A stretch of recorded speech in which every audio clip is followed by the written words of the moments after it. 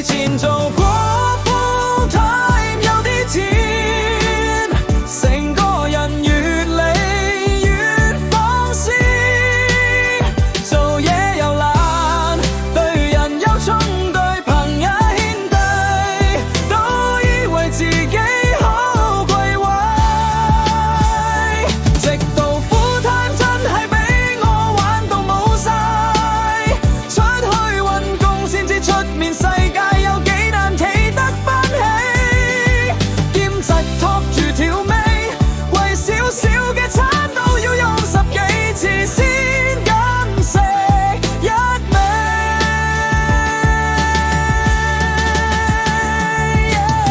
結襯代有錢，脾氣自然變大聲，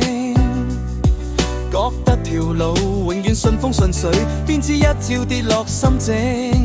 工冇咗之後，日日揾工揾到心都乾，履歷 send 到手軟，人哋連開都唔開就直接彈。大見到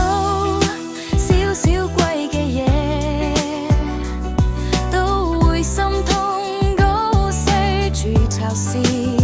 錢波入面得返啲水銀，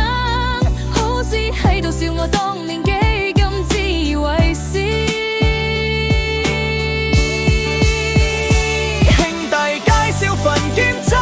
先知免洗短大5天黑，教我儲住基本開支，但唔敢再似以前亂咁飛錢，亂咁壞。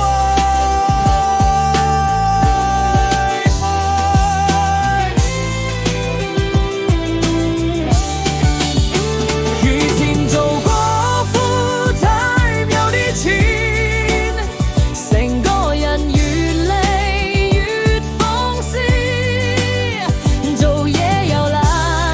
對人又衝，對朋友兄弟，都以為自己好貴位，直到 full time 俾我玩到冇晒，出去揾工先知現實幾咁慘心，幾咁鬼死難，兼襯勉強捱住，貴少少嘅嘢都要左到右到先敢食一餐。我知兼職唔穩定，但至少仲頂得住，生活線書面單敗。呢排啲經歷教咗我修煉，教我正秘，